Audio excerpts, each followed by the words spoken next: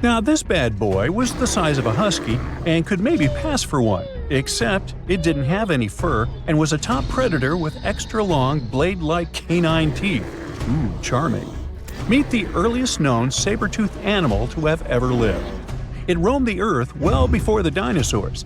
Scientists made the description of this creature based on its fossils found on the Spanish island of Majorca in the Mediterranean Sea. About 200 million years ago, none of us were around then, the very first true mammals appeared, and they lived right alongside the dinosaurs. But if we trace the family tree of mammals even further back, we'll find an ancient group called Therapsids. They didn't look like mammals we have today, but they had some key features that would eventually help define mammals. For example, Therapsids had special openings on the sides of their skulls for jaw muscles, and parts of their jaw bones would later evolve into the tiny middle ear bones that all mammals, including you, have today. So, the new discovery is what might be the oldest known Therapsid fossil. The fossil, which doesn't have an official species name yet, belongs to a group called Gorgonopsians. Those guys are more closely related to mammals than they are to any other living animals. Some of them were as small as cats, and others were as massive as polar bears. Gorgonopsians had some very mammal-like traits, like different types of teeth for different jobs. But unlike mammals, these ancient predators kept replacing their teeth, even their giant saber-like canines, over and over during their lives. Hey, that would be handy. Until now, the oldest Gorgonopsian fossils we knew about were around 265 million years old. But this new fossil is even older, dating back between 270 and 280 million years. The find was super detailed and complete, including its sharp knife-like fangs, part of its jaw, pieces of its spine, ribs, tailbones, and toe bones, plus most of one of its back legs. Even though the creature's skull wasn't complete, the scientists think it was about 7 inches long, and the animal itself would have been around the size of a medium-large dog, weighing between 66 and 88 pounds. But other than that, it didn't really look much like a dog. Even though it had some lizard-like features, calling it a lizard dog is totally wrong. Mammals and reptiles do share a super ancient ancestor from about 320 million years ago, but their evolutionary paths split a long time ago. When the newly found creature was alive, the island of Majorca was right in the middle of the gigantic supercontinent Pangaea. Back then, this area went through super wet and super dry seasons. Scientists have always wondered if major moments in mammal history happened in tropical places like this, but we just didn't have the right fossils to prove it. Now, with the discovery of the oldest known Gorgonopsian in Majorca, the missing pieces of the puzzle are coming together. It looks like some huge steps in mammal evolution could have happened in low-latitude environments we haven't explored much yet. The so-called gap in the fossil record might just be because paleontologists weren't looking in the right spots. Our hero of the day wasn't the only cool guy rocking the planet before dinos settled in. Over 500 million years ago, the weirdest predators to have ever existed ruled the oceans. The name is a bit tricky to pronounce, so I'm not going to. Okay, it's Anomalocaris, but it just literally means unusual shrimp. This creature looked nothing like anything alive today. Scientists think it was the first true apex predator, the orca of its time. Anomalocaris was massive for its era, as it grew up to 3 feet from its sharp grabbing arms to the tips of its tail fins. For a while, everyone thought trilobites were its go-to meal, but new research shows it wasn't strong enough to crack open trilobite armor. So instead, it was a speedy, agile hunter with awesome vision, and it often picked off soft-body animals that zipped through the open water. Now, another really cool creature from pre-dino times is a fish that could walk on land. Tiktaalik lived in marshy rivers that looked a lot like today's Amazon rainforest. It could grow up to 9 feet long, and it found its prey in rivers and inlets like a modern-day freshwater crocodile. It had a flexible neck and even some early versions of lungs, and thanks to them, it could survive both in water and out of it. Why fish like Tiktaalik started moving toward land about 395 million years ago is still a bit of a mystery. Around that time, the ancient supercontinent called Gondwana was drifting closer to the land that would become North America. This slow movement created lots of shallow, swampy habitats, which were perfect places for crocodile-like animals to thrive. Plus, these areas were near the equator, so they were warm and tropical. But there wasn't a lot of food waiting for them on land, so maybe they moved there for safety reasons. There were fewer predators and better spots to lay eggs there compared to the water. Creatures first adapted to living in open water, then shallow water, then marshes and river edges, and only after a long, slow transition did they finally step fully onto land. Now, how about a millipede the size of a small car and weighing as much as a large dog? This beauty lived over 300 million years ago in what is now England. Back then, during the Carboniferous period, Earth's atmosphere had way more oxygen, over 26%, compared to today's 21%. Scientists used to think the high oxygen levels were the only reason these creatures could get so big. But back then, they found a new fossil from a time when oxygen wasn't that much higher than today.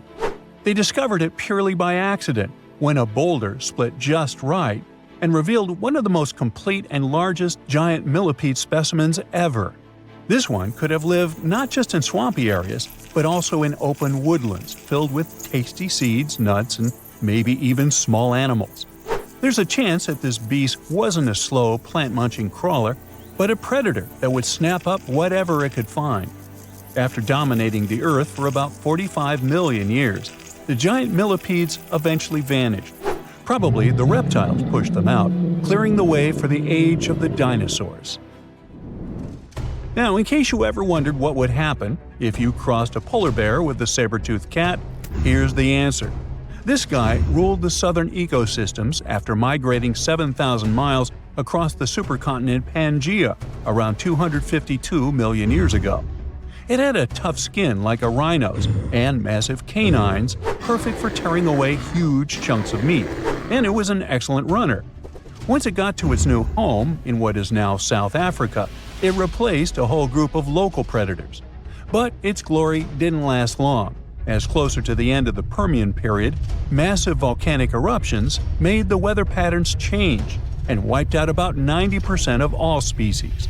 And because top predators are usually big, slow to grow, and not super common, they often vanish among the first when massive extinction events hit. And that's how our guy here went extinct. Our final creature of the day was a dragonfly that lived around 300 million years ago and had a wingspan of over 2 feet, 6 long, spiny legs, and huge, bulging eyes, Meganjura.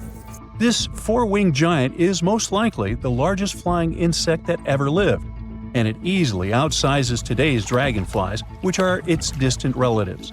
Like modern dragonflies, Meganjura like to hang out in open areas near ponds and slow-moving streams. But unlike today's dragonflies, it wasn't just catching tiny bugs. This guy was likely the top predator in these open spaces. It used the spines on its legs like a flying trap to snatch prey out of the air, including other flying insects, small amphibians, and even lizard-like creatures. Scientists found the first fossils of Meganjura in 1880 in the coal-rich rocks in France. The fossils were incredibly well preserved and showed off the detailed vein patterns in their wings. Scientists think Meganjura grew so huge because it didn't have much competition from vertebrates, and the air back then, during the Carboniferous period, had a lot more oxygen than it does today. It all started out as an ordinary working day for Gary Johnson, who was driving his excavator at a quarry in Oxfordshire. He was clearing the clay when, all of a sudden, he hit a bump. It turned out to be a huge footprint, and no animal from today could have possibly left it. Then, Gary noticed another huge footprint, just 10 feet ahead, and then another one. He soon realized those could be dinosaur footprints. And he was right. There were a total of about 200 huge footprints, from 166 million years ago, or the middle of the Jurassic area, crisscrossing the limestone floor. Scientists started digging at the location in June 2024. The longest trackways they found are around 500 feet long. It wasn't the first major discovery in the area. Back in 1997, they found 40 dinosaur tracks nearby while digging in a limestone quarry. This time, the team took 20,000 photos of the new prints and made 3D models using flying drones. In total, there were 5 pathways at that site. 4 of them were made by sauropods, which were huge plant-eating dinosaurs that walked on all 4 legs. Their footprints kind of look like giant elephant prints, only way bigger, because these dinos could grow up to 60 feet long, about 2 times as long as a London bus. The 5th track might have come from a megalosaurus, a carnivore. Its footprint looks like the kind you'd see in a cartoon. It's called a tridactyl, which means it has 3 big, clear toes. Hey, just like me. Kidding. Unlike previous dinos, these guys could walk and even run on there too. Back then, the area they lived in was like a warm, shallow lagoon, and these dinosaurs squished through the mud, leaving their footprints behind. The footprints can help us learn how fast the dinosaurs moved, how they walked, how big they were, and what kind of environment they lived in. You can't learn all that from bone fossil records, which makes this discovery super important. Scientists think that a big storm helped save the prints in such great condition. It could have dumped a lot of mud on top of them, keeping them safe from being washed away. Just several months after the Oxfordshire discovery, scientists found over 260 matching dinosaur footprints more than 3,700 miles apart on different continents, in Brazil and in Cameroon. When they studied these prints, they realized they were about the same age and shape and came from the same type of land and plate tectonic contexts. Northeastern Brazil and what is now Cameroon in Africa is one of the last tiny land bridges where dinos could cross between the landmasses freely before the continent of Gondwana broke away completely, around 120 million years ago. Africa and South America started drifting apart around 140 million years ago, and the South Atlantic Ocean slowly filled the gap between them.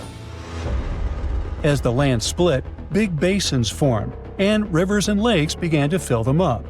The footprints were found in those very basins, on both sides of the ocean. Most of the prints were made by 3-toed theropods, which were meat-eating dinosaurs.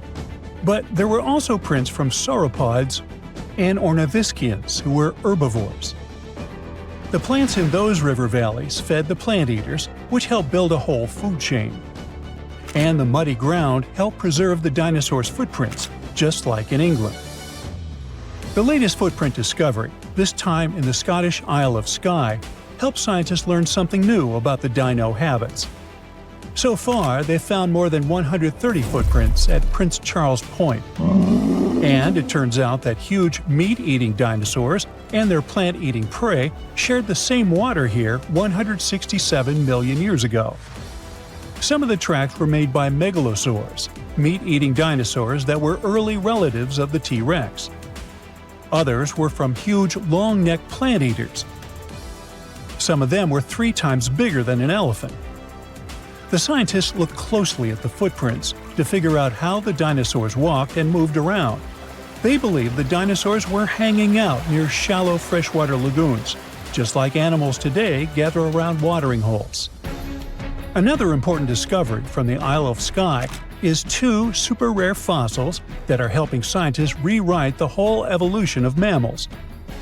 Some shrew-like creatures today live just around 1 or 2 years, right? Well, those little guys used to stick around for 7 years or even longer. Scientists found 2 nearly complete skeletons of it on Skye. One was a grown-up and the other was a young one. To figure out how these animals lived and grew, scientists used high-tech X-ray scans to look inside the rock and check the teeth, kind of like counting tree rings to find out how old the tree is. The younger creature was still changing to adult teeth, but was already about 2 years old, which is very unusual for small animals. It lived in the area during the Jurassic period when sky was warm, tropical, and full of shallow seas and thick forests. Back then, these tiny and strange early mammals were just starting to appear in a world ruled by dinosaurs. But they were the beginning of the long line of mammals that would one day include cats, whales, and humans. Scientists are learning about the final days of dinos from a new fossil site in Argentina. Most of what we know about the impact of that dramatic asteroid hit comes from North America, where T-Rex and Triceratops once lived. But now, we get to see what happened further south. The team of scientists working in a local quarry found bones from hadrosaurs, which are pretty rare in South America. Long ago, this desert area was warm and full of plants like ferns and palms. There was a stream flowing through wide flat lands, which helped bury and preserve the animals that lived there. Back in 2020, scientists were exploring the area when a paleontologist found a dinosaur foot bone. They kept looking even through heavy rain and discovered a whole group of fossils, not just from one dino, but from several of different ages, maybe even a whole herd. Another super important discovery here was a tiny mammal jaw with 5 teeth found just 2 hours after searching the site. The jaw came from a small plant-eating mammal. These creatures were about the size of a chipmunk and had very special teeth with ridges and grooves for chewing plants. This was the first time a mammal jaw had ever been found in that whole area, and it made scientists realize the site could tell them more than just dinosaur stories. The team also found a tooth from another dinosaur and a claw from a smaller predator. All the fossils found here could help answer some big scientific questions, like were the dinosaurs already slowly disappearing before the asteroid hit, like they probably did up north? And what happened to the animals that survived the asteroid hit? Several years ago, scientists found another fossil, this time encased in amber, that came back from a time when dinosaurs walked the Earth. The world looked very different, but it also had some surprising things in common with today. Back then, the night skies were also lit up by glowing fireflies, and the dinos probably watched them like we do. The amber is 99 million years old, and this special firefly is only the second one ever found from the Mesozoic era. Finding these kinds of fossils is really hard, because fireflies have soft bodies that don't turn into fossils very well. That makes it tricky for scientists to figure out exactly how and when these beetles started to glow. But now, thanks to the newly found firefly, they believe the glowing started at least 100 million years ago. The fossil helps fill in the gaps in the evolution of fireflies and their ancestors. It shows that important parts, like their glowing bellies, have stayed the same since the middle of the Cretaceous period. Hey, you've heard of Stonehenge? Of course you have! Big rocks mysteriously mounted in circles on a plain in England by, somebody. But what if England's Stonehenge is only a replica of another monument, and its builders just crossed the Atlantic and copied what someone had already done elsewhere? Well, it turns out researchers found another Stonehenge underneath the waters of Lake Michigan. This lake is a hotspot for woo-woo unexplained things. A bunch of disappearances, plane crashes, and now this, an ancient underwater monument that looks strangely enough like Stonehenge. We couldn't help ourselves and needed to dive deep into this story. A ring of massive stones, arranged in a way that felt all too familiar. They saw 2 circles, an outer one and an inner one, sitting 40 feet below the surface. But this wasn't just a random pile of rocks. These stones had been placed there, purposefully, by human hands. And by doing some further research, they discovered that they were staring at a structure that's over 9,000 years old. Think about it. This Stonehenge beneath Lake Michigan predates the pyramids. It predates Stonehenge itself by about 4,000 years. All of this information was enough to startle scientists at Northwestern Michigan University. But that was before they found this out. One of the stones had a carving, a faint but clear petroglyph of a mastodon. Mastodons kind of look like the ancestors to our modern-day elephants, but they have been extinct on planet Earth since 10,000 years ago. So, whoever built this underwater Stonehenge needed to be alive at the same time these creatures roamed our planet. This discovery raised many questions among scientists. I mean, why on earth would they go through all this trouble to lay rocks at the bottom of a lake? Well, first things first. Scientists believe that Lake Michigan had much less water back then than it does now. Second, it could have something to do with ancestral practices of First Nation people. There's one theory from a professor of the University of Michigan. He suggested that the stones formed a kind of prehistoric hunting trap. He believes that early hunters used the circular formation as a drive lane to herd large animals like the mastodons from the rock carvings we were just talking about. Once they got these huge animals into a tighter circle, they could be more easily hunted. But not everyone's convinced by this theory. Some believe the circle probably had a deeper spiritual purpose. According to local Native American tribes, like the Anishinaabe, stones are more than just rocks. They're living beings. They hold spiritual energy and represent a connection to the earth and all living creatures. An elder from the Anishinaabe community even suggested that these stones are sacred, placed there by their ancestors to honor the land and its creatures. Scientists are trying to study the stone formation in depth, like about 40 feet. But that's the problem, actually. The fact that it's underwater makes it super difficult, since they don't have the best technology. Traditional archaeological tools don't work as well when everything is submerged, but promising new technologies like stereophotogrammetry, which literally means making 3D models of a site, are helping scientists study the stone circle more closely. Still, research is slow and expensive, so it's hard to know when this mystery will come to a close. As we said, Lake Michigan is a hotspot for unexplained phenomena. Its lakebed is filled with shipwrecks, such as the Thomas Hume, a sturdy American schooner. It also collects debris from airplanes that have suddenly gone missing while flying the area, such as Northwest Airlines Flight 2501 that disappeared in the 1950s. Some people even call the area the Lake Michigan Triangle, suggesting paranormal activities like what happens in the Bermuda Triangle might be going on. The lake spans over 22,000 square miles, which means it's almost two-thirds the size of the country of Ireland. In 2024, scientists were able to access another one of Lake Michigan's mysteries, the wreck of the Margaret A. Muir schooner. This 130-foot-long sailing ship sank over 130 years ago. The discovery was announced just recently by the Wisconsin Underwater Archaeological Association, the WUAA, whose team found the shipwreck sitting 50 feet below the surface just off the shores of Algoma, Wisconsin. Built in 1872, the Margaret A. Muir was a three-masted schooner built to carry heavy cargo across the Great Lakes. Her final voyage started out as a routine trip. Loaded with bulk salt, the ship left Bay City, Michigan, heading for South Chicago, Illinois. But on September 30th, 1893, things took a bad turn.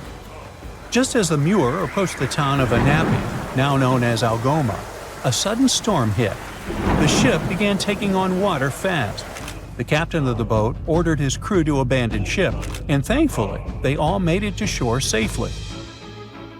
For more than a century, the wreck sat undisturbed on the lakebed, its location a mystery. But thanks to a combination of historical research and high-resolution sonar, WUAA searchers finally found her in May of last year. The wreck is remarkably well preserved, with parts of the deck and gear still visible.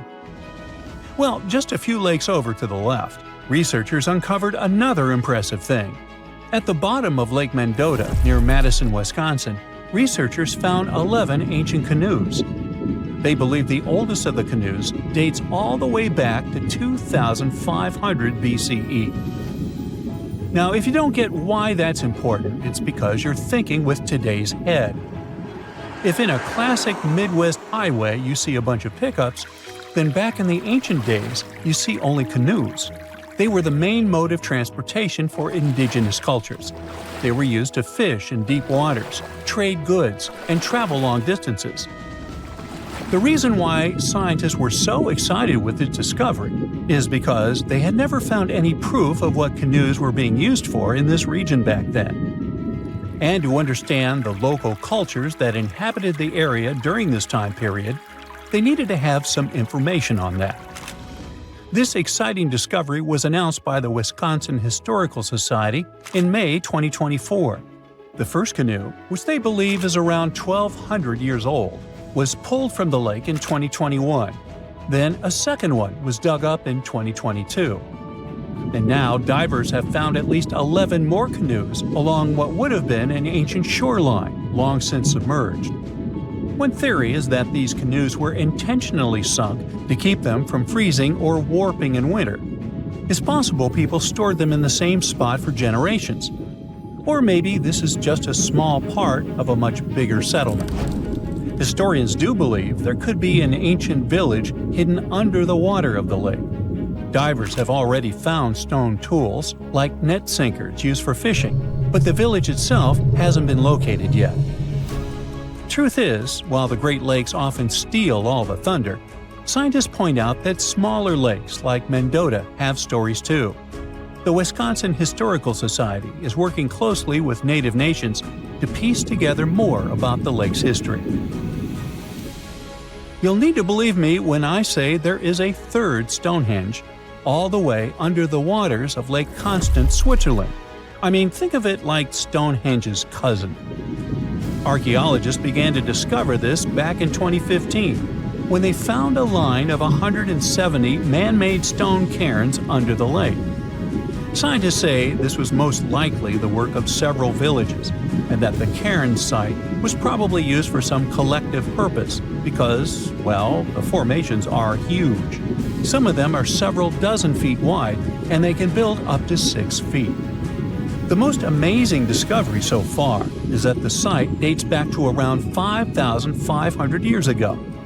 So around the time the original Stonehenge was being built. Some of the facts that link them together are their construction dates, as well as the distinct characteristic of stone monuments built in a circular format.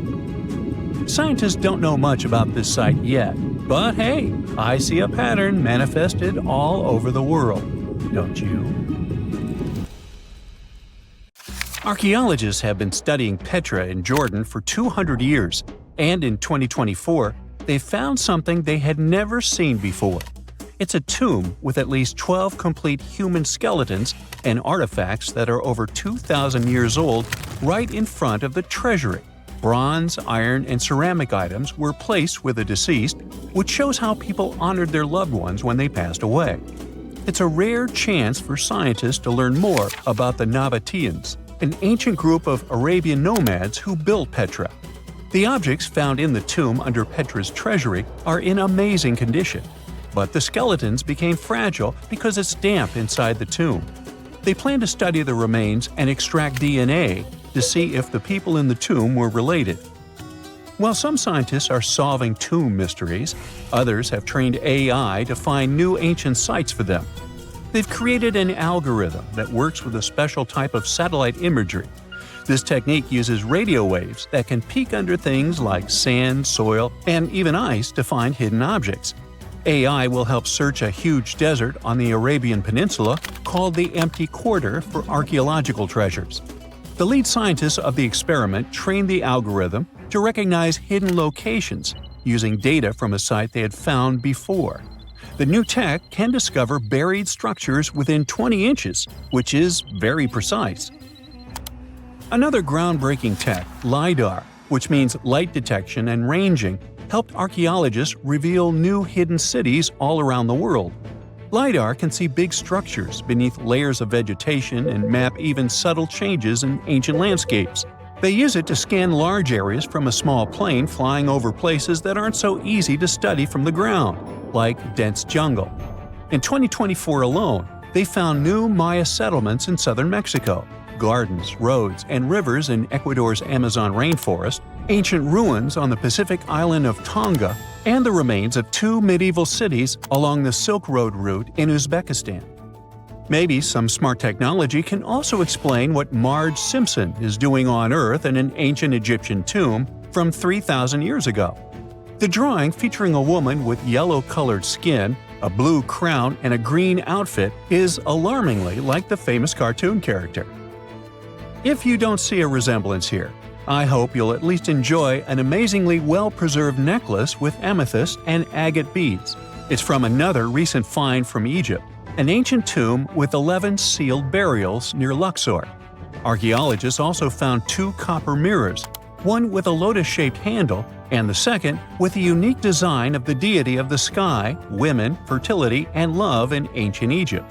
The hair of the figurine was originally made from almost 4,000 mud beads. Another awesome find from 2024 is an ancient Greek shrine with intact burials, a sarcophagus, and plenty of gold inside. They think it was built before the year 300 before the Common Era, and the marble lions, also found inside, were made from the same marble as the Parthenon in Athens.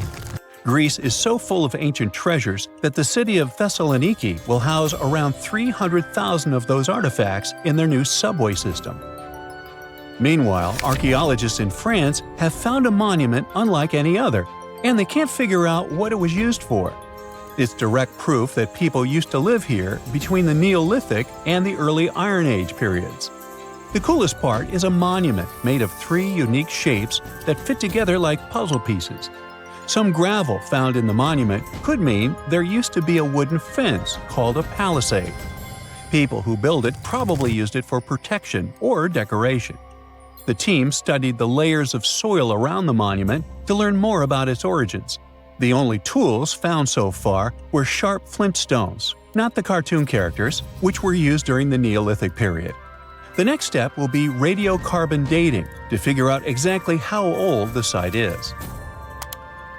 Now, the oldest saddle ever found so far was found in the grave of a woman near the edge of the Taklamakan Desert in northwest China. This saddle is the oldest ever discovered.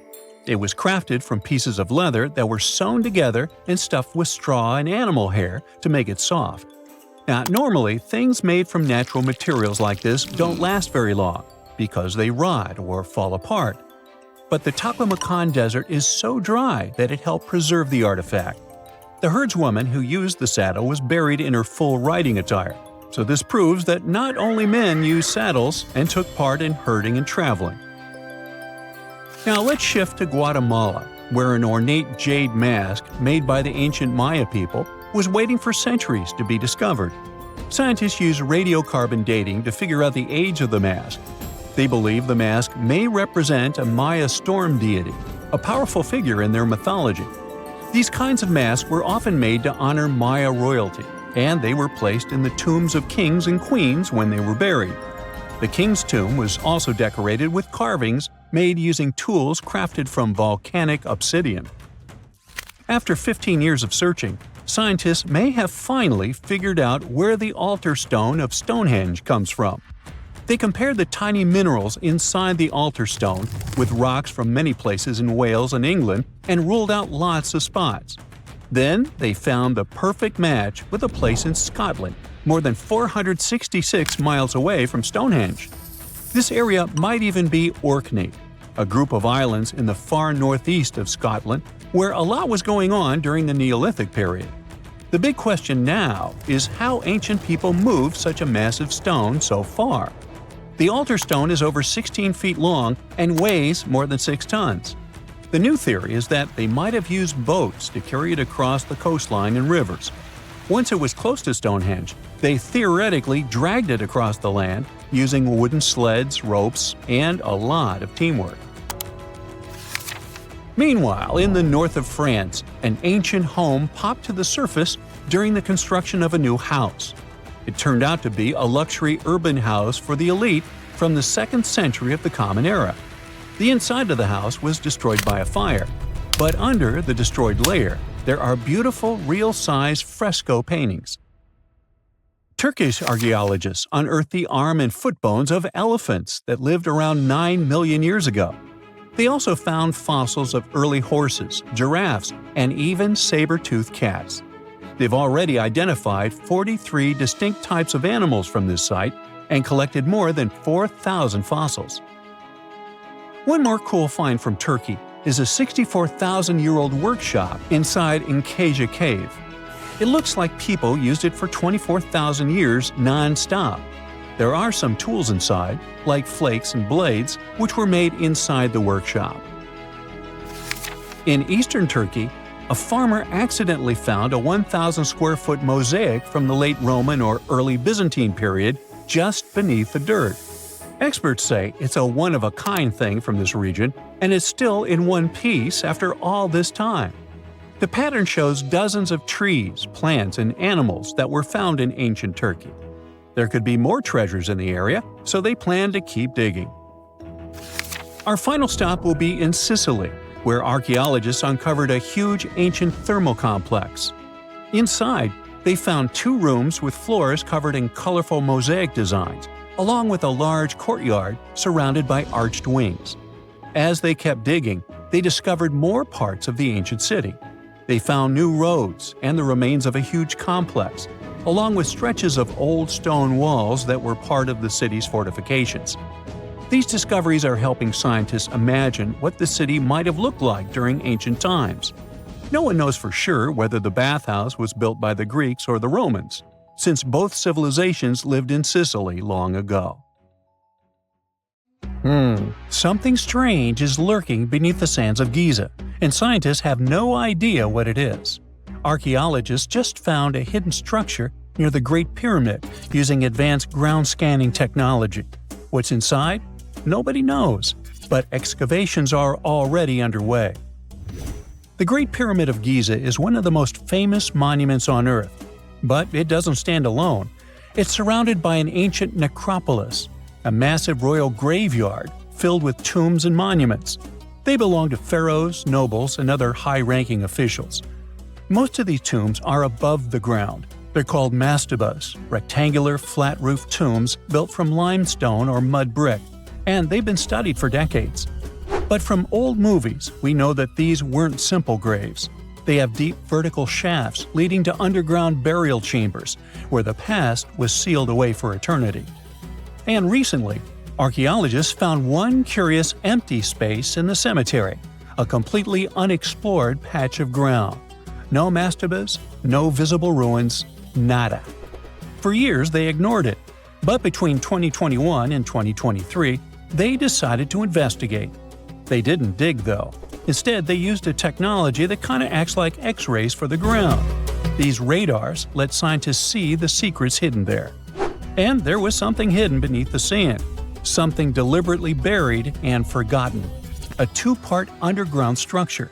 One part was shallow and L-shaped. It's about 33 feet long and buried just 6.5 feet deep. But below that, a deeper, more mysterious anomaly, a structure completely different from anything else in the area. They called it a highly resistive anomaly, which means it's dense and solid, likely made of stone, sand, or even metal. And still, no one has a clue what's inside it. Now, it's clear that humans made the L shape. It wasn't formed by nature.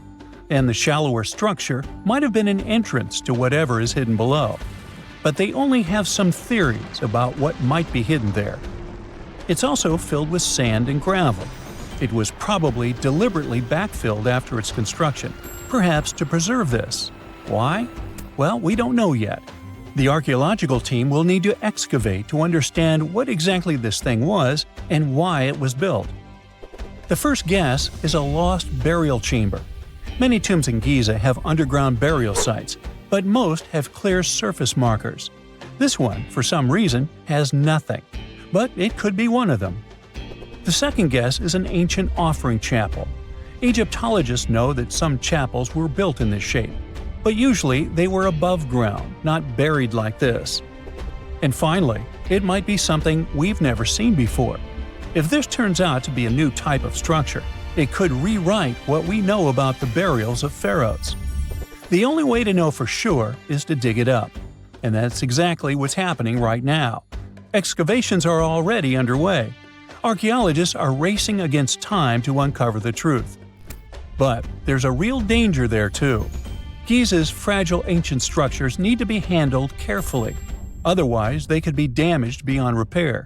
So all we can do is wait for the truth. Now, these tombs always held fascinating mysteries.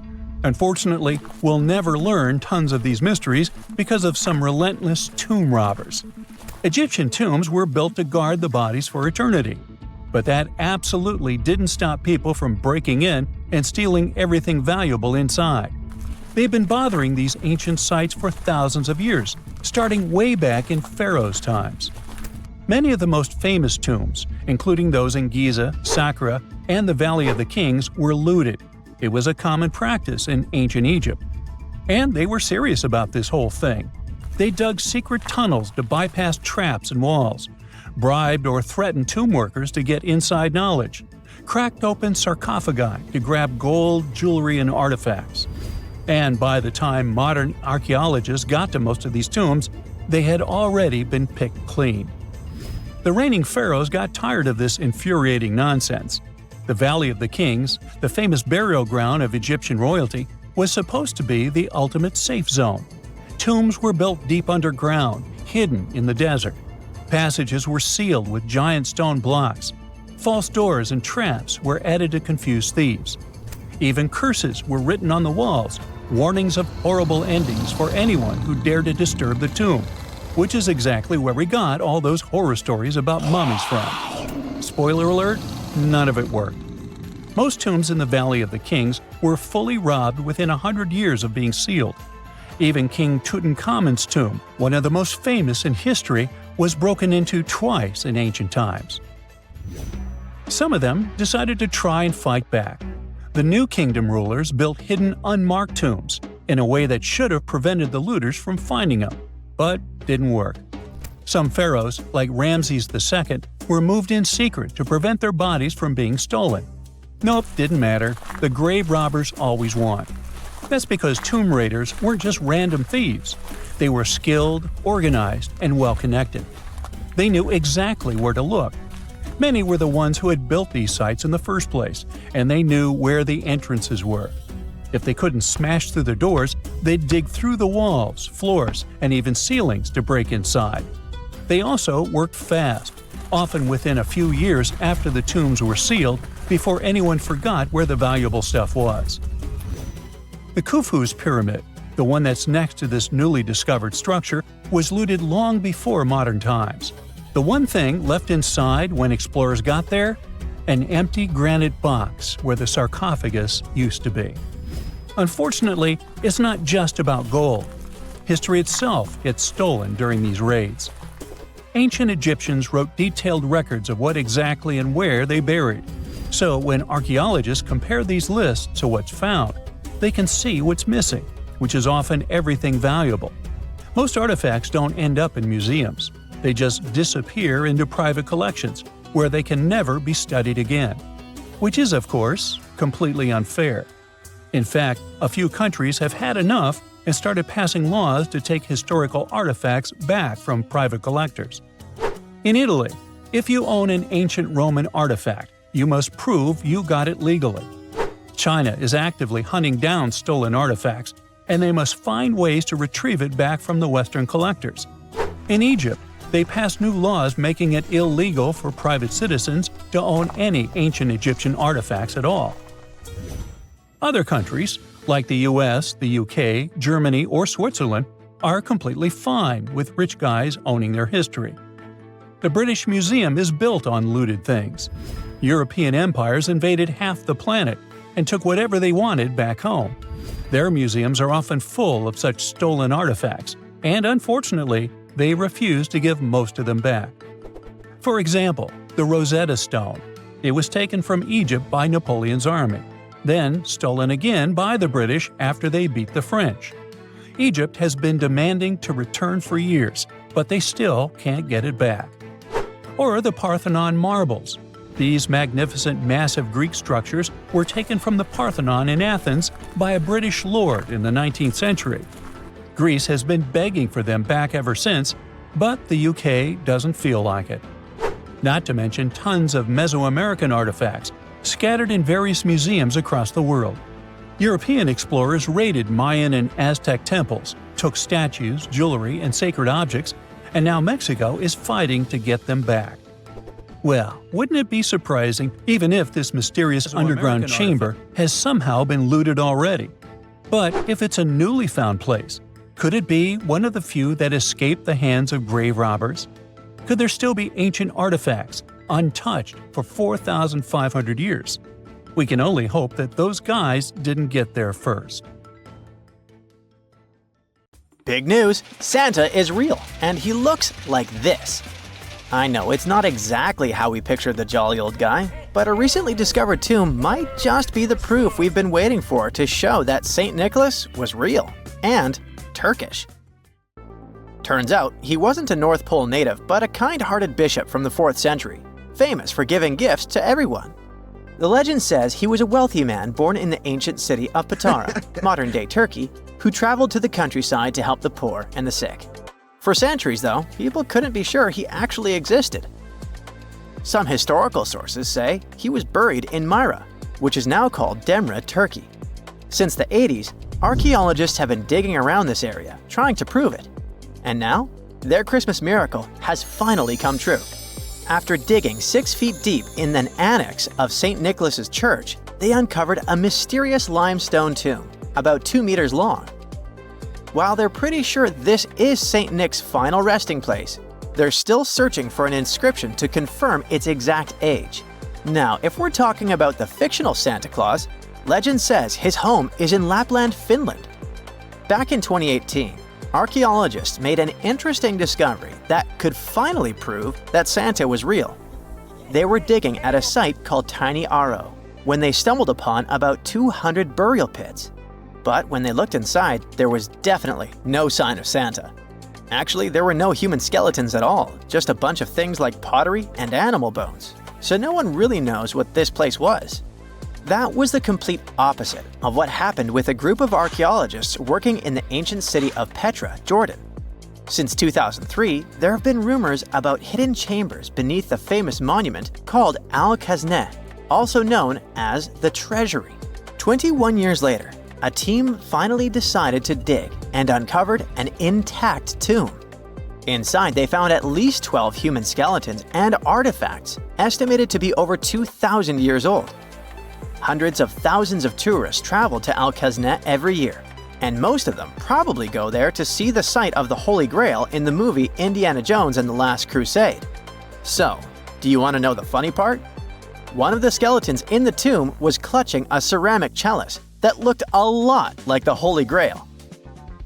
You probably remember the devastating fire that caused massive damage to Notre Dame in Paris back in 2019. Because of that, the building, originally built between the 12th and 13th centuries, had to be restructured. But archaeologists saw it as a golden opportunity to dig into the site and uncover its hidden secrets. The team was only allowed to dig about 16 inches beneath the floor, but that was enough. As soon as they removed the floor tiles and cleared away a thin layer of dirt, they spotted the top of a lead coffin. Then, they found some limestone sculptures, including life-sized heads and torsos. Altogether, they uncovered over 1,000 fragments of different works of art. Ancient statues have been found in the most random places, including a sewer. In July 2024, Bulgarian archaeologists were checking a Roman sewer in the ancient city of Heraklia Sintika when they found a nearly 7-foot-tall marble statue of Hermes, the Greek messenger deity. This town was completely devastated and abandoned after 2 earthquakes, one in the year 388 and the other in the year 425. But somehow, it didn't destroy this statue. In fact, its head was found in surprisingly good condition. Finding ancient artwork is definitely fascinating, but imagine stumbling upon an entire hidden city in the Amazon rainforest. Using high-tech lasers, researchers uncovered a lost civilization with thousands of structures and a whole network of roads, canals, and houses, all buried beneath the dense jungle. This city was built around 2,500 years ago in an area located in the shadow of a volcano, which, by the way, could have erupted and destroyed this civilization at some point. It's hard to say exactly how many people lived there, but experts estimate they stayed up there for about 1,000 years. This discovery proves ancient people also had huge, organized cities in the middle of the Amazon. A similar thing happened in Campeche in southern Mexico. An archaeologist was doing some research on the internet when he accidentally discovered a hidden Maya city. This area, now called Valeriana, was huge, about the size of Edinburgh, the capital of Scotland. It had pyramids, sports fields, amphitheaters, and paths connecting different districts. Thanks to satellite images, archaeologists uncovered an entire unknown civilization from the Bronze Age. They were checking out aerial images when they discovered 100 prehistoric settlements in the Pannonian Plain, a region that includes parts of what's now Serbia and Hungary. The people who lived there are now known as the Titsa site group, and it looks like they were a pretty well-organized society, skilled at growing food, hunting, and fishing. Google Earth helped a team to uncover a mysterious set of 400 ancient gates in Saudi Arabia. These gates, scattered across the desert, are thought to be from thousands of years ago. They're made of stone and arranged in weird formations that have left archaeologists scratching their heads. I mean, they don't look like they were meant for funerals, and they don't seem like structures where people lived. So, we still have no idea what they are. Technology is really changing archaeology. Thanks to artificial intelligence and, well, a $1 million prize, we've finally been able to decipher part of an unreadable and super damaged ancient scroll. The Herculaneum scrolls were discovered by workers digging up the ancient town of Herculaneum near Pompeii in 1752. But their condition was so bad that, for years, they were considered indecipherable. Thankfully, AI has helped unveil their secrets. Based on the studies so far, experts believe that one of these scrolls was written by a philosopher who valued pleasures, like music and food, above all else. No doubt, Stonehenge in England is one of the most mysterious places on Earth. Some theories even suggest it was built by extraterrestrials.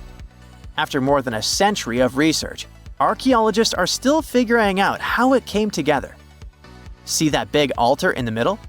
Turns out it came all the way from Scotland. And that's pretty wild, considering this massive sandstone block weighs over 6 tons, and the people who built Stonehenge more than 4,000 years ago didn't have the luxury of wheels or modern tools. We can find some pretty amazing stuff in the oceans too. In 2013, a mysterious shipwreck was found about 20 feet underwater off the coast of Kenya. At the time, no one knew where it came from, but now, researchers are pretty sure this could be a ship from Vasco da Gama's fleet.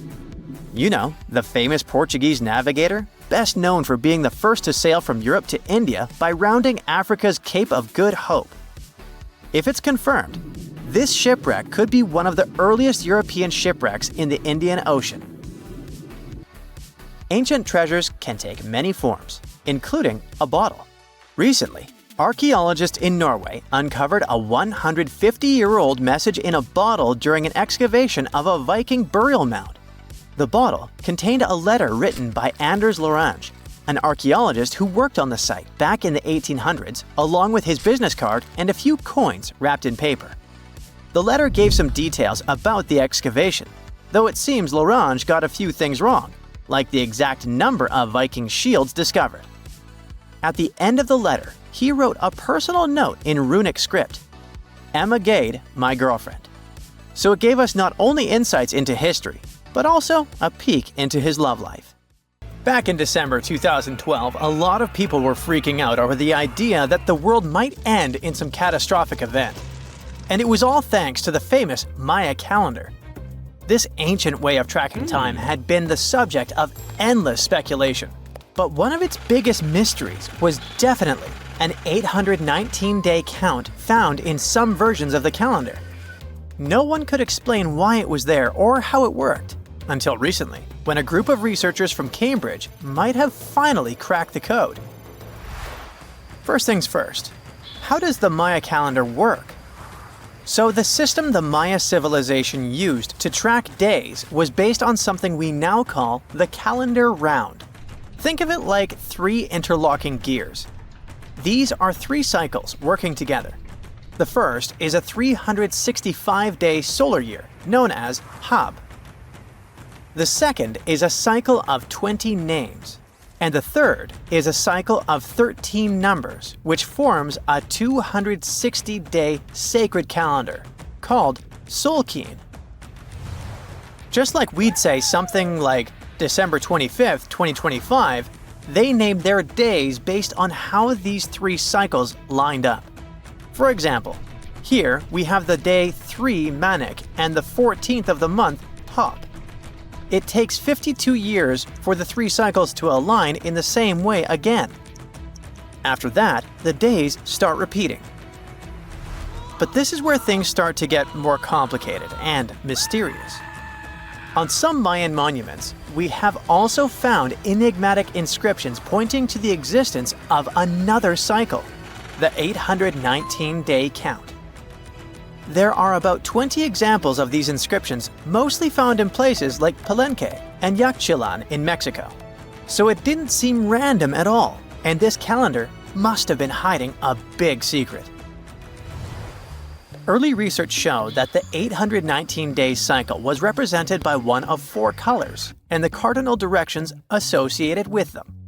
Black was tied to the west, red to the east, white to the north, and yellow to the south. Researchers also discovered that this period of time could be broken down into 3 smaller cycles. One of 9 days, one of 7 days, and one of 13 days. Multiply them together, and you'd get 819 days. Pretty cool, but why did they do that? This color scheme and the 3 cycles seemed like a basic level of interpretation, and experts were pretty sure its real purpose was still hidden from us. Another thing researchers noticed is that this strange count of days was mostly shown using a Y glyph, followed by a number. But in some cases, they also added a glyph representing Kawil. This was a powerful Maya deity, often associated with creation and lightning. He was usually symbolized by a torch coming out of his forehead, representing the spark of life. But in the 90s, a study suggested that when Kawil's inscription showed smoke and fire coming from his forehead, it could actually represent the planets Jupiter or Saturn, or maybe even both. Wait, that means that the 819 days count could be linked to both planets in some way. From there, research focused on figuring out what that link might be. The first conclusion is that this calendar might have helped the Maya track the movements of those planets in some way. Then they started noticing something interesting. These cycles could be specifically tied to the synodic periods of Jupiter and Saturn. By synodic periods, we mean the time it takes for a celestial body, like a planet, to return to the same or nearly the same position as seen from Earth. While this possibility was pretty exciting, something didn't quite add up. Each planet moves very differently, and trying to fit multiple planets into an 819-day span just didn't seem to work. In other words, this 4-part color-coded calendar system was simply too short to align perfectly with the synodic periods of the visible planets. So it looks like we're back to square one. This mystery had people scratching their heads for ages, until 2023, when specialists realized they might have been looking at it all wrong. Researchers actually needed to shift their perspective. Instead of seeing this system as 819 days, they needed to consider the number as representing timelines. And this period of time could be just a small part of a much, much bigger calendar. You see, as we said earlier, this cycle seemed to track the period when a planet became visible to people on Earth. To prove that these 819 cycles were timelines, not actual days, researchers needed a planet that could serve as a starting point to back up their theory. In this case, it was Mercury. And there's a pretty simple reason for that.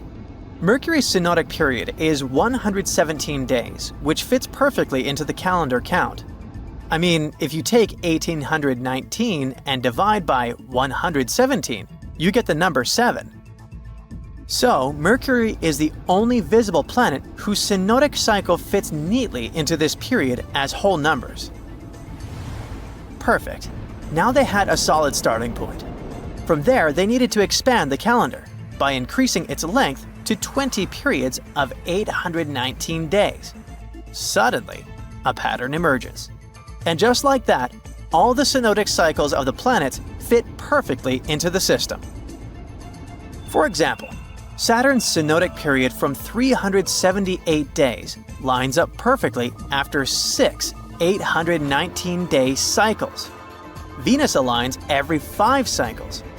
Jupiter every 19 cycles. And Mars, which takes the longest, needs 20 cycles. In other words, it takes about 45 years for Mars to align with the synodic periods of all visible planets. So, this is how researchers determined that the ancient civilization wasn't referring to days, but rather to timelines. The Maya astronomers came up with this count as part of a larger calendar system of 20 periods. But then a question comes up. Why was studying the synodic period so important to the Maya? Well, we don't have super specific answers about this mysterious calendar yet. But what we can say for sure is that the Maya truly believed in the powerful influence of the cosmos on daily life. So maybe they wanted to analyze how the movements of all the visible planets lined up with their other calendars. Of course, this system is just one part of the Maya's amazing and advanced understanding of astrology. And it wasn't just about using astrological cycles for planting and harvesting. They also had crazy specific knowledge, like how to predict solar eclipses. Archaeologists believe the Maya connection to the stars is reflected in the ruins of their world. Take the famous pyramid in the ancient city of Chichen Itza, located in Mexico's Yucatan Peninsula. If you look closely at the base of its staircase, you will see a snake's head carved in stone. But here's the coolest part. During the spring and fall equinoxes, when day and night are exactly the same length, the sun casts sharp, triangular shadows on the staircase. It creates the illusion of a snake slithering down the steps. Another example of how they use their knowledge of astronomy in their temples is in Tikal, Guatemala.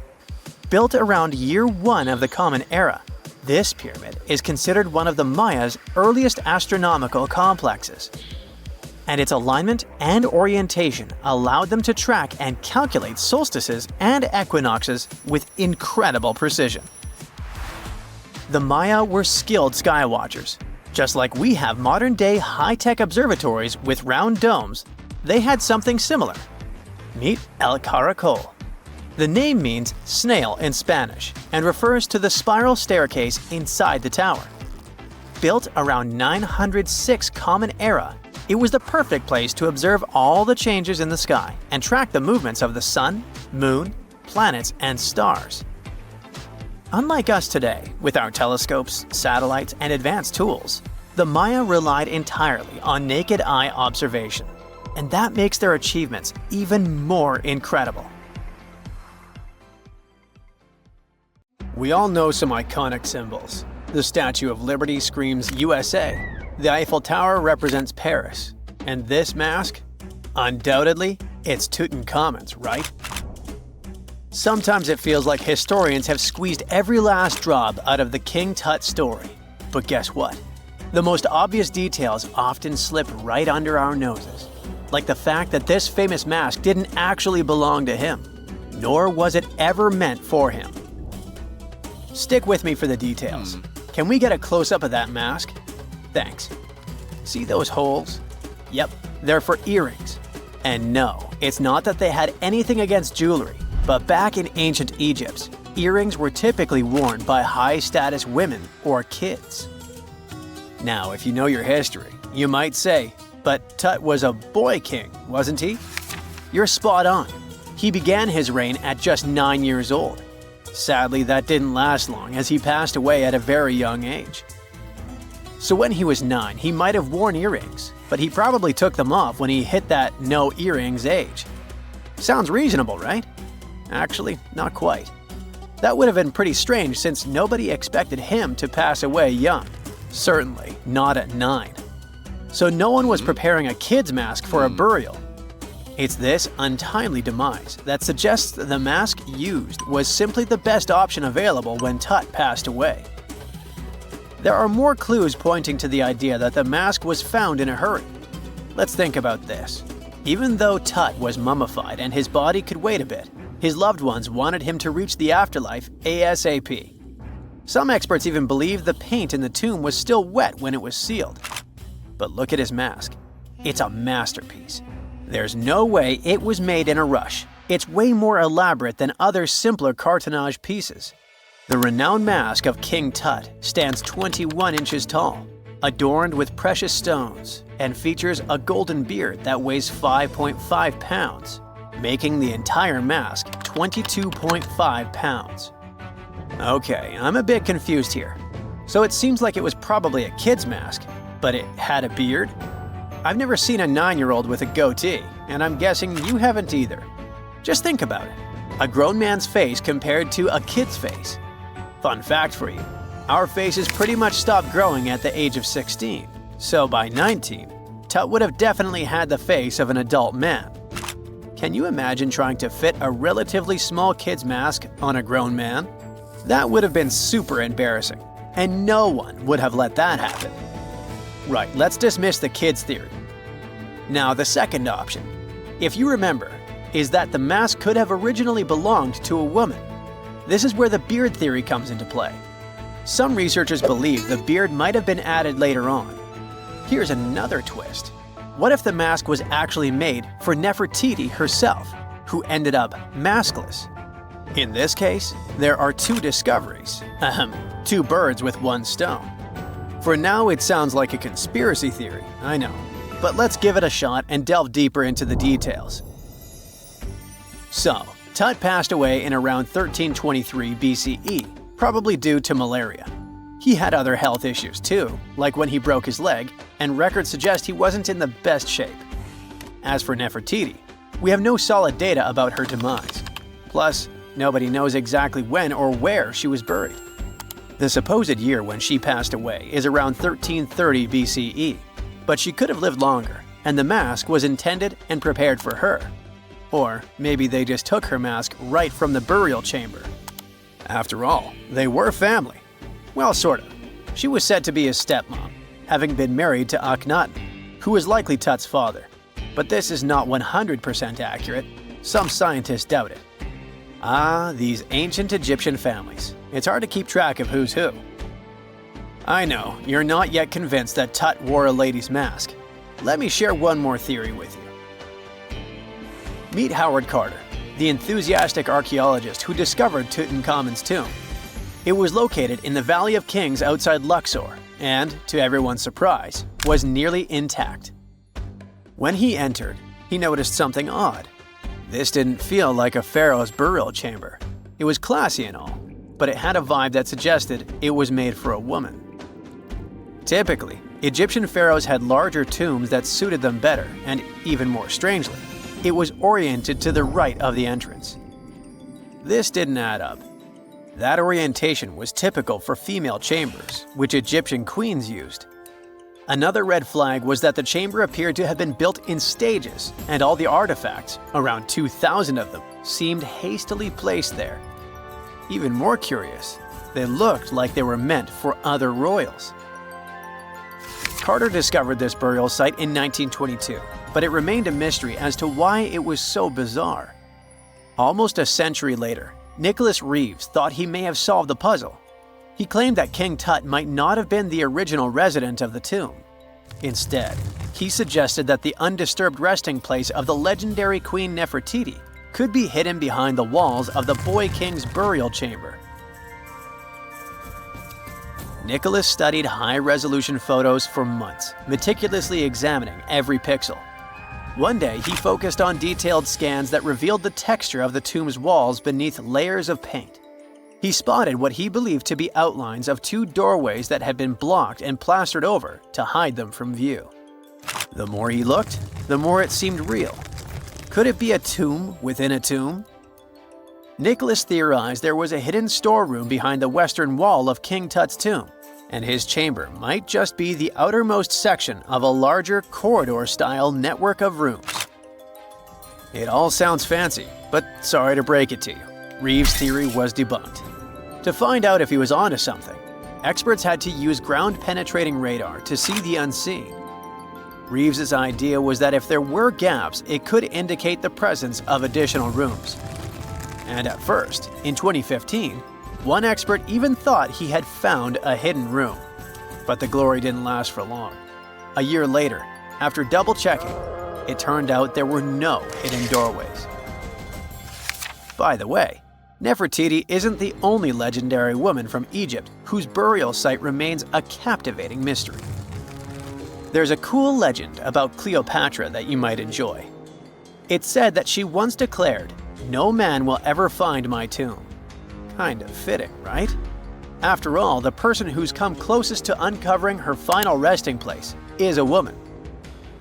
Fast forward a few millennia after she passed away, and while no man has located it, archaeologist Kathleen Martinez believes she might have cracked the code. She's been on the quest for Cleopatra VII's tomb for nearly 20 years, and recently discovered a bust that she thinks represents the famous queen. However, not everyone is on board with her claim. Some experts argue that the bust doesn't resemble Cleopatra at all. Alongside this intriguing marble statue, Martinez's team also unearthed 337 coins, some of which, less controversially, feature Cleopatra's likeness. But the real part is that it's still not officially confirmed. There's no doubt about the existence of the small bust. It's carved from white marble, fits in one hand, and shows a woman wearing a royal crown, according to a translated statement from the Egyptian Ministry of Tourism and Antiquities. The big question, though, is who it actually depicts. While Martinez insists this statue is a representation of Queen Cleopatra VII, many other archaeologists argue that the facial features don't match, suggesting it likely belongs to a princess instead. Sorry, I can't resist the temptation of breaking the magic for a moment. Some folks believe that the whole idea of "no man will find my tomb" is misunderstood. Even if she did say it, what she probably meant was "no living soul," and it wasn't about gender at all. It can as well be just a beautiful legend. Toodaloo!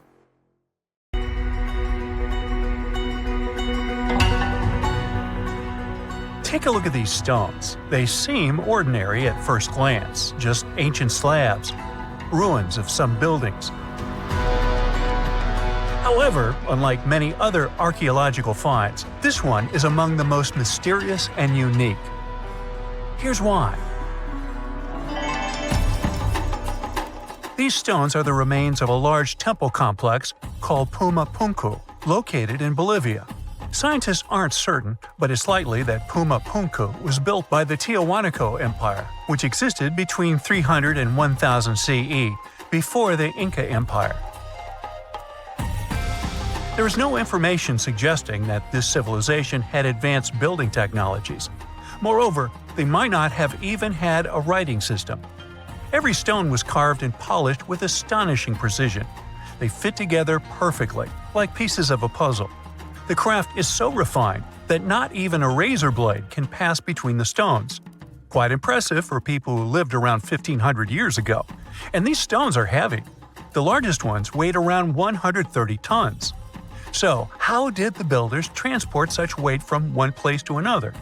Scientists suggest that this civilization did not know about the invention of the wheel. So, how did they manage to build such a perfect engineering structure? Did Tiahuanaco have the knowledge and tools for stonework? Or did someone else build Puma Punku? There are several theories about this. Theory 1. There was some advanced civilization that came to South America, interacted with Tiahuanaco, built this engineering marvel, and then left. Theory 2. Some beings from another planet came to Earth, showed humans how to build perfect structures, and created Puma Punku. This theory is dubious.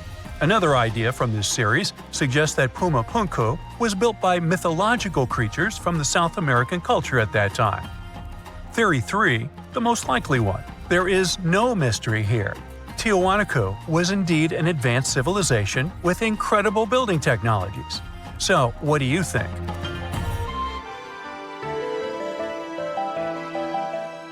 Okay, we've seen some pretty rectangular stones used for building a temple. How about perfectly round stones for studying the starry sky? Or for some other purpose, it doesn't matter. So, welcome to Costa Rica. In the south of this country lies the so-called decaspheres. These are large, heavy, round stones created in the pre-Columbian era, around 600 CE. Now, each stone is made from a unique type of rock formed from cooled magma. In other words, someone waited for a volcanic eruption to end and for all the magma to cool, and then took all this material and carved these spheres from it. But how did they achieve such a perfect shape? Scientists suggest that people use small stones to grind and carve the cooled magma. Some specialists think that the stones were made for navigation. They could have indicated the way to certain places. Another theory claims that the deca squares were used for astronomy. No one knows for sure. We may never get the answer to this question because the people who knew the secret of the stones disappeared after the Spanish expansion.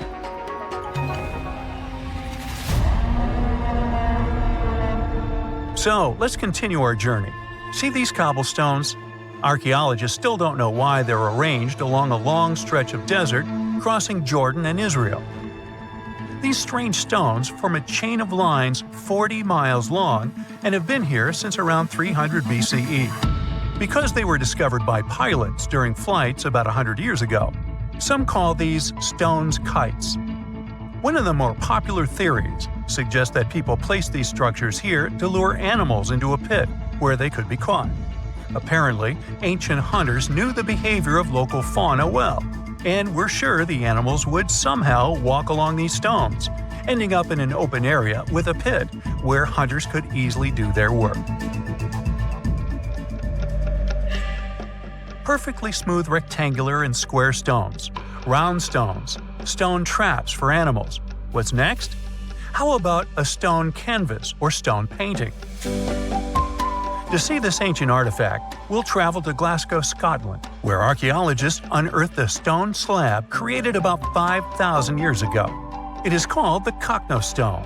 The slab measures 43 by 26 feet, about half a basketball court. And this entire area is filled with strange swirling patterns that scientists call cup and ring marks. But what do they mean? As usual, scientists don't know for sure. But one theory suggests that the inscriptions on the stone are somehow related to astronomical phenomena, such as lunar or solar eclipses. Maybe it was a star map, or maybe people just wanted to create a work of art. In any case, there is another interesting fact related to the cup and ring marks. Scientists have found similar drawings in other prehistoric sites around the world. Okay, let's step away from mysterious stones and look at some other archaeological mysteries. Here is the approximate order of civilization development starting from 8000 BCE, according to scientists. First, people settle in one place and build a city or settlement there. Then they engage in agriculture, and after that, they build temples. But in 1994, archaeologists said, no, the order might have been different. What if people first built temples to worship higher mythical beings and only then built cities and engaged in agriculture? Let's go to Turkey, to the rural area of Göbekli Tepe, where in the mid-1990s, archaeologists discovered several stone pillars with carved animals on them. This ancient structure dates back to around the 10th millennium BCE. Now, this place is considered one of the oldest places of worship in the world.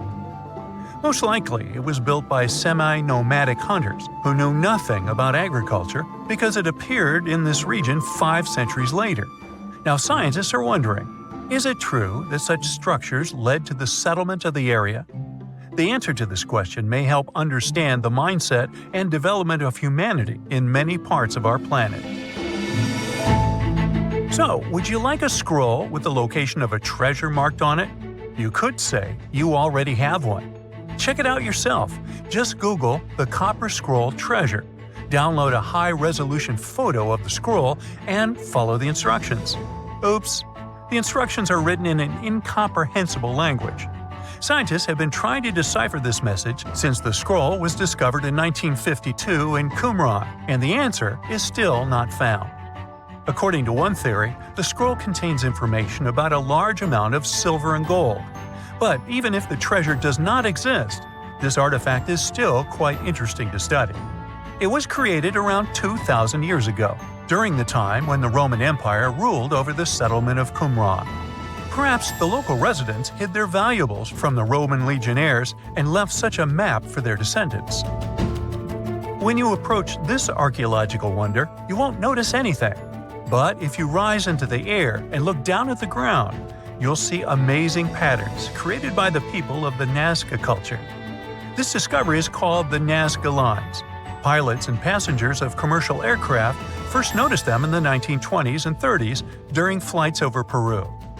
These large drawings consist of geometric lines, complex images of animals, and whimsical figures. More than 2,000 years ago, people removed part of the surface soil of this land and created these patterns. But why? The Nazca Lines continue to captivate researchers and enthusiasts alike. Recent technological advancements, such as drone imagery and satellite mapping, have provided new insights into these enigmatic formations. Some researchers are now exploring the possibility that the lines serve multiple purposes, including communication with someone not from our world. And to some extent, this is true. Some scientists believe that the Nazca Lines were a ritual method for communicating with the deities of the Nazca civilization. Studying these archaeological wonders not only enriches our knowledge of the past, but also inspires us to appreciate the ingenuity and creativity of the human spirit. In July 1990, 4 Czech guys decided to go on an adventure to find the Mongolian death worm, the creature that might have inspired the monster you've seen in the movie Doom. They say it lives somewhere deep in the Gobi Desert. So they flew to Mongolia, hopped into an ATV, and hired some local guides to help them. All that to meet a creature that is up to 6 feet long, can spit acid that could melt anything, and is capable of shooting electricity at those it doesn't like. Legend says that these friendly guys spend most of their days hiding underneath the sandy dunes, but they'd like to come out during the wetter months of June and July. So the timing for a spotting was simply perfect. But the crew needed to figure out how to lure the creature. Sadly for them, no one knew what the giant worm liked to eat.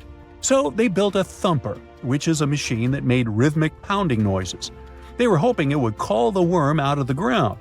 For 2 months, they searched the vast desert, crossing dunes and rocky plains, looking for any sign of the creature. But alas, it didn't really work out. Ivan McCurley, who was the leader of the 1990 expedition, came back to Gobi Desert again. He once tried to attract the megaworm with blasts, and the second time he used a small airplane to scout the dunes. Over the years, groups from America, Britain, and New Zealand organized big expeditions to the Gobi Desert to try and find the creature. Many others came from all around the world on their own and found nothing. The people in the West first found out about the megaworm of the Gobi Desert thanks to an American paleontologist, Roy Chapman Andrews. This brave man was probably the inspiration for Indiana Jones. In 1926, he wrote about the creature in his book. At a meeting with Mongolian leaders, Andrews heard detailed descriptions of the creature, even though none of them had ever seen it themselves. One of them described it as looking like a sausage, about 2 feet long, with no head or legs. According to him, the worm was so venomous that just touching it could instantly take your life, and it lived in the loneliest parts of the Gobi Desert. Andrews didn't think the creature was real, but he shared these stories again in another book. In May 2005, 4 friends from Great Britain who search for monsters professionally decided to try their luck. They made drawings of the worm and hired local people to hand out flyers all over the Gobi Desert. These flyers offered a reward to anyone who could give information about the worm or even bring them a specimen. They thought loud sounds that other explorers tried would scare the beast away. Some told them it likes damp conditions, so they came up with a plan to block streams of water to create wet areas that would lure the worm out. Their plan didn't work because it was too hard to build dams in the desert. They ended up using small traps, but didn't find any actual proof that the worm existed. But they did meet locals who shared interesting stories about strange creatures they had seen over 70 years. Over the years, stories of the monster spread around the world. In some of them, it's only 1 foot long. In others, it's as large as a human. It's white-gray or scaly and brown, or maybe fleshy and bright red. Someone said it resembled a snake, or maybe a caterpillar, or maybe it has wings and can fly. And some believe it could be a supernatural evil being without a body. Maybe the stories are so different, and the search operations are so fruitless, because the creature doesn't even exist. Or it could be one of many cryptids. Those creatures like Bigfoot, Yeti, the Loch Ness Monster, their existence has yet to be proven. In 1983, one scientist who was visiting the region heard that an old man had managed to catch the mysterious worm. He also learned there was a nest nearby. The scientist bravely approached the hole in the sand and put his hand inside. A giant creature dragged him in, and he was never seen again. Just kidding. He actually found a Tartar sand boa inside. It's a chunky, burrowing, non-venomous snake that has small eyes and gray-brown scales. He showed it to the locals to verify if it was the monster, and supposedly all of them said yes. Most Mongolians who know about the worm still believe it's real. Now, even though people call our supposed monster a worm, it's just what it sounds like in the English translation. Many Mongol cultures have used this word for centuries to refer to any animals they thought to be really dangerous, especially snakes, even non-venomous ones. So, it doesn't have to be a literal worm after all. Worms are soft and squishy, but a creature living in the harsh Gobi Desert would need to be tougher, more like a snake or a type of lizard without legs. Neither of these creatures can shoot electricity or spit acid like they say the death worm does. But some snakes, like cobras, can spit venom that's dangerous for people. If it were real, the creature would have a backbone, and explorers searching for it would likely find some bones or evidence left behind. And there are actually fossil remains all over the Gobi Desert. Scientists found representatives of over 80 dino groups here over the last almost 100 years. It all started with the world's first dinosaur egg nests. This discovery changed all the scientists knew about dinos. It was the first proof they laid eggs. In the following 2 years, the same expedition team unearthed over 100 dinosaurs and took them to the American Museum of Natural History, where you can still see them today. Some of them were swimming around in the Cretaceous Sea that used to be here about 71 million years ago. They resembled modern birds. The mystery of the megaworm is still unsolved, but there used to be another mystery scientists finally managed to explain. Back in the 13th century, a famous traveler, Marco Polo, not the guy from the swimming pool game, crossed the Gobi Desert. He thought he could hear mysterious noises, like the sounds of musical instruments such as drums. He wrote about it in his book and believed he might be hearing the voices of restless spirits. Scientists call these noises singing sands or booming sands. Unlike the squeaky sound you might hear when walking on a sandy beach, these desert sounds are much louder, like a musical instrument playing deep, haunting notes. Over the years, people came up with all kinds of ideas about what caused the sounds, like underground water or winds making the sand vibrate. Not all dunes can do this, and scientists wanted to figure out why. Sometimes the winds might cause a small avalanche on the side of a dune, and then you can hear the magical sound start. But this is rare. So, to study it, scientists had to help the dunes sing. They climbed to the top of a dune and slid down on their backs, using their hands and feet to push sand down. As the sand tumbled, the sound started softly and got louder. They could even feel the vibrations with their hands. So, they found out that for a dune to sing, a few special things need to happen. The grains of sand must be the right shape, the dune has to be big, and the sand must be very dry, so no singing after it rains. Inside the dune, there's a hard layer of packed sand that acts like a giant speaker. This layer bounces the sound waves back and forth, makes the noise louder and louder, and creates a haunting melody that can fill the desert air. In other words, the dunes can play tunes. Yeah, sorry, I couldn't help myself with that one.